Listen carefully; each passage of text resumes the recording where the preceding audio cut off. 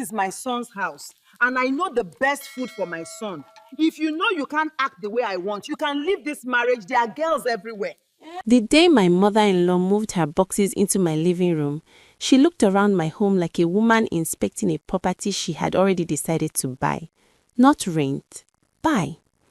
She ran her fingers across the dining table I had saved 3 months of my salary to purchase. She opened my kitchen cabinet without asking. She lifted the lid of my pot, the egusi soup I had been cooking since morning, sniffed it once, and set the lid back down with a small, quiet sound that said everything her mouth had not yet said. That sound, I will never forget it. It was the sound of a verdict. Her name was Mama Tunde. Everyone called her that. Not her real name, Comfort, which I had always found deeply ironic because there was nothing comfortable about that woman. She was 61 years old, sharp-eyed, wide-shouldered, and she carried herself with the particular authority of a woman who had never once in her life been told no by anyone who mattered. My husband Tunde stood beside her, smiling his warm, boyish smile, the same smile that made me fall in love with him 4 years ago in that accounting firm in Lagos where we both worked. He had his arm around her shoulder, proud, happy, completely blind to the way his mother was already measuring my kitchen with her eyes. "Victoria," he said, "she's just staying for a few months. Her knee surgery, remember? We talked about it." We had talked about it. We had agreed to it. But standing there in my own kitchen, watching Mama Tunde open my freezer and peer inside like a customs officer searching for contraband, I felt something I could not yet name settle in my chest, like a stone dropping into still water. I told myself I was being foolish. This was my husband's mother, the woman who carried him, who raised him, who sacrificed. I was a good wife. I was a Christian woman. I would cook for her. I would serve her. I would make her feel welcome. So I smiled. "Welcome, Mama," I said. "This is your home." Those words, if I could reach back through time, I would pull them out of my own throat before they ever left my lips, because she heard me say it and she believed me. The first sign came on the 3rd day. I had arranged my kitchen a particular way. My spices on the left shelf, my oils on the right, my Maggi cubes in the small blue bowl near the stove because that was where I could find them without looking. Small things, but they were my small things, the invisible architecture of a home I had built with my own hands. I came downstairs that morning and stood in my kitchen doorway. Everything had been moved.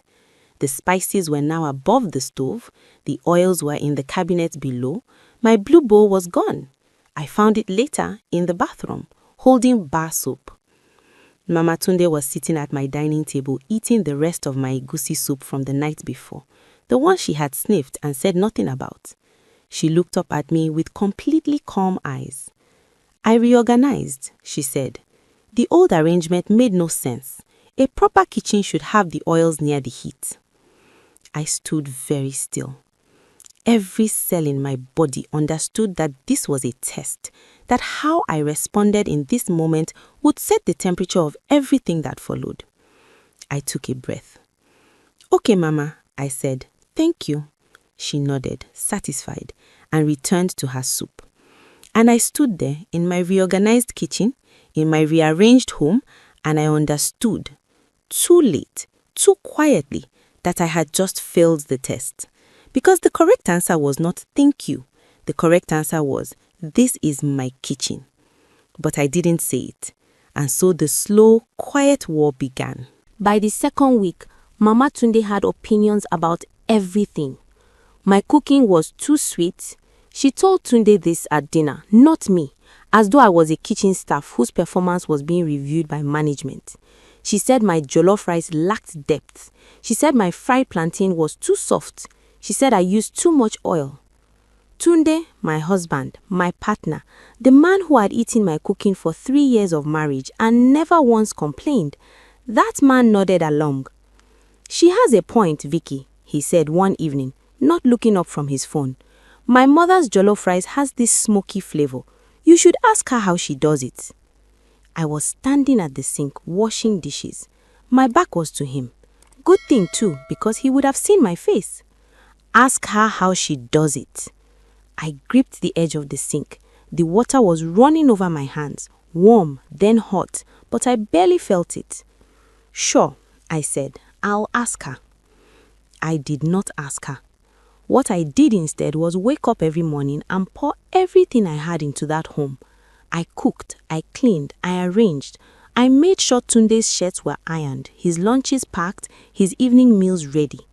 I told myself that my work would speak for itself, that Tunde would see, that love was not proved by arguments, but by service. But there is a particular kind of blindness that comes over a man when his mother is in the house. I have seen it in other women's marriages, and I always thought, naively, foolishly, that Tunde was different. He was not different. He was just a son, and she was his mother, and that bond, ancient and cellular, bypassed everything else, including me. The bedroom issue started in the 4th week. Mama Tunde complained that the guest room was too cold. The air conditioning unit, she said, gave her pain in her knee. She needed a warmer room. The master bedroom, which faced the back of the house and caught less direct breeze, would be better for her recovery. I heard Tunde come to bed late that night. I was not asleep. He climbed in beside me, was quiet for a long moment, and then said, Vicky, I was thinking about Mama's knee. I stared at the ceiling. She's not comfortable in the guest room. I said nothing. It's just temporary, he said, just until she heals. We can sleep in the guest room for a few weeks. It's not a big deal. The ceiling fan turned slowly above us. I counted the rotations. Tunde, I said very carefully, you want us to leave our bedroom for your mother. Not leave, just temporarily. Tunde, he was quiet. This is our bedroom. This is our marriage bed. Victoria, she is my mother, and I am your wife. The silence between us then was thick and alive. I could feel him wrestling with it, the pull between two loyalties, and I waited, praying desperately that he would choose me. He did not choose me. Just for a few weeks, he said softly, please. I got up. I took my pillow. I walked down the hall to the guest room, and I lay down in the narrow single bed, and I stared at the ceiling until the light outside the window turned grey with morning. If you are feeling this story in your chest right now, if you have ever been that woman lying in a bed that was not her own, in a house that was supposed to be hers, share this video and subscribe, because what happens next will shake you. I had no idea, none at all, that I had only reached the beginning. There is a particular humiliation in being a stranger in your own home. It creeps up on you slowly, so slowly, that by the time you fully feel it, it has already become your entire life. You wake up one morning and realize, when did I stop sitting in my favorite chair? When did I start knocking before entering my own kitchen? When did I begin to feel like a visitor? By the 6th week, Mama Tunde had established a complete order of things. She woke early and claimed the kitchen by 7. She cooked Tunde's breakfasts, the heavy, elaborate breakfast of his childhood that I had never known to make because Tunde had never asked for them. Akara and pap, ogi with groundnut soup, yam porridge with dry fish. He ate everything with a satisfaction I had not seen on his face in months. This is what I grew up eating, he told me once, smiling, a little embarrassed, a little not. I didn't want to ask you. You would have gone through trouble. I looked at him across the breakfast table, my breakfast table, where I no longer sat at the head because Mama Tunde preferred that chair. I would have made it, I said quietly. You only needed to ask. But he hadn't asked. He had just waited until his mother arrived to give him what he apparently felt he was missing. That was when I understood the real problem. The real problem was not the bedroom, not the kitchen, not the spices moved to the wrong shelf, or my blue bowl used for soap. The real problem was this. Tunde had a picture in his mind of what a home should feel like, what a wife should be, And that picture was his mother. And I, Victoria Adeyemi, no matter how hard I cooked or cleaned or tried, would never be her. I was competing with a ghost, a living ghost who had moved into my house and set up permanent residence. The mocking started quietly, the way all cruelty does. Small comments, passed to neighbors, said under her breath but loud enough. Once I was hanging laundry in the compound and I heard Mama Tunde talking to our neighbor Mrs. Fashola over the fence. I froze when I heard my name. Victoria tries, Mama Tunde was saying, her voice carrying the particular warmth of a woman enjoying herself. But she did not have proper home training. You can see it. The house, it was always just passable. You understand? My son deserves better. A man of Tunde's caliber. Mrs. Fashola made sympathetic sounds. He would never say it himself, Mama Tunde continued. He's too kind, but I see it. A mother always sees. I stood very still between the bedsheets hanging on the line. The fabric was white and bright, and the morning sun was warm on my skin, but inside I was cold, completely, entirely cold. He would never say it himself. She had taken my home. She had taken my bedroom. She had taken my husband's mornings and his appetite and his attention. And now she was out here in the open air with our neighbor taking my name. I finished hanging the laundry. I went inside. I sat in the guest room, my room now, and I pressed my palms flat on my thighs and I breathed. I did not cry. I was past crying. Instead, something quiet and hard and new settled into the center of me. A decision not yet fully formed, a knowing. This cannot continue. But I was not yet ready to act. And the reason I was not ready, the reason I kept enduring, kept swallowing, kept choosing silence, was because of the secret I had not yet told anyone, not even Tunde. I was 8 weeks pregnant. I found out on a Tuesday morning in the bathroom of the guest room that had become my bedroom. The plastic stick in my hand, the 2 clear lines. I sat on the edge of the bathtub for a long time. This child. I pressed my hand against my still flat stomach and I felt the full weight of my situation close around me like a fist. I was carrying Tunde's child. I was sleeping in the guest room of my own house. My mother-in-law was sleeping in my marriage bed, eating at my table, cooking on my stove, and slowly, methodically dismantling every evidence that I had ever existed in this home. What kind of house was this child going to come into? I did not tell Tunde that day. I needed to think. I needed to be sure of myself before I said anything, because I knew that the moment I told Tunde, the moment he told his mother, everything would shift in ways I could not fully predict. Mama Tunde would have opinions about my pregnancy. She would have opinions about my prenatal diet, my exercise, my hospital, my delivery, my mothering. She would have opinions about everything. And Tunde would listen to them. The truth came out, not from me. It came from God or fate or whatever name you give to the universe when it decides enough is enough. It was a Saturday evening. Tunde had gone to the pharmacy. I had asked him to buy me folic acid, not yet explaining why, just saying I needed it. Mama Tunde thought he had gone out for the evening. I was in the guest room with the door not fully closed, and Mama Tunde was on the phone.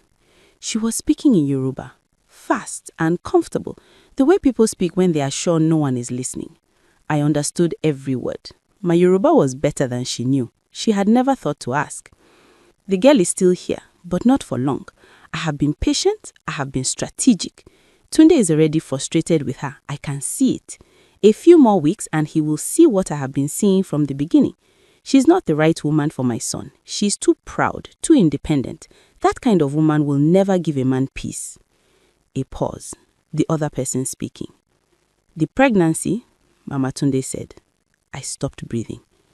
There is no pregnancy yet, and if there is no pregnancy after 4 years, something is wrong with her. I have already spoken to Tunde about this. I have already planted the seed. A woman who cannot give my son children is a woman who must be replaced. She laughed, a soft, certain laugh. I have already identified someone, a good girl, from a proper family. Tunde does not know yet, but he will come to it on his own. These things must look natural. That is the key. It must look natural. The phone call ended. I sat in the guest room. The folic acid was in my hand. I had been holding it the whole time, forgotten. I looked at it. If there is no pregnancy yet. She did not know. But more than that, she had planned this. The kitchen reorganization, the bedroom, the breakfast table, the comments to Mrs. Fashola, none of it was thoughtless or impulsive. It was a campaign, careful, patient, and deliberate. And Tunde, my husband, who I had believed was simply blind, had been fed slowly, carefully, like a man being given poison in small doses hidden in food he trusted. I heard the front door open. Tunde was back. I heard him call out, "Mama, I'm back." And then his footsteps paused somewhere in the hallway, close to Mama Tunde's room. And I realized he had come in through the back, through the kitchen, past the hallway where Mama Tunde had been standing during her phone call. He had come in quietly, and the door had not been fully closed. I came out of the guest room slowly. I walked to the living room. Tunde was standing there, facing the window. His back was to me. His shoulders were very still. "Tunde," he turned around. I had expected, I don't know what I expected. Anger, shock, maybe tears. What I saw was worse. He looked broken. Not by the revelation of his mother's planning, but by something worse. The recognition of his own blindness. The moment a man sees clearly for the first time what has been happening around him while he was too comfortable to look. "Vicky," he said. His voice was rough. "You heard." It was not a question. I closed my eyes. "How long?" he asked. "How long has this been going on?" I looked at my husband, this man I loved, this man who had displaced me from my own bedroom, who had nodded along while his mother reviewed my cooking, who had chosen comfort over clarity at every single turn. "Since the day she arrived," I said. He sat down. I told him about the pregnancy that night. I sat across from him at the dining table, my dining table, that I had bought with 3 months of salary, and I told him everything. The positive test, the folic acid, the 8 weeks, the child that was already growing in a house that had slowly stopped feeling like mine. Tunde did not speak for a long time. When he finally looked at me, his eyes were wet. "I'm sorry," he said. 2 words. Small, inadequate, enormous. "I know you are," I said, and I meant it. But sorry was not enough. Not yet. Sorry without action was just a feeling. I needed more than his feelings. "What do you want me to do?" he asked.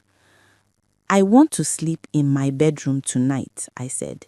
"In my marriage bed with my husband." He nodded. "And I want your mother to know from you, not from me, that this is my home." He nodded again.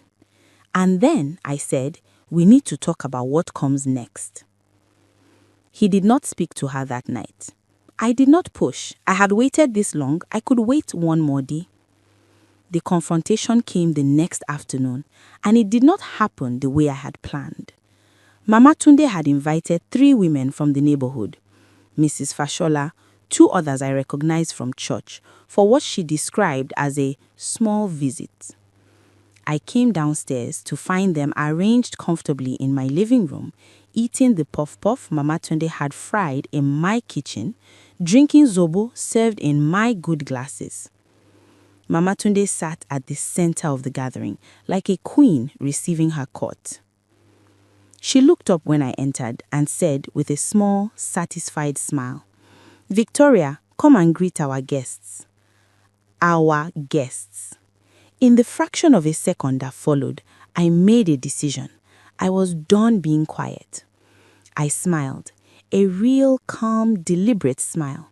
I greeted each woman by name, warmly, with grace, and then I sat down in my chair, the one that had been taken from me, and I said pleasantly to the room, It's so good to have visitors. We should celebrate. Tunde and I just found out we're expecting our first child.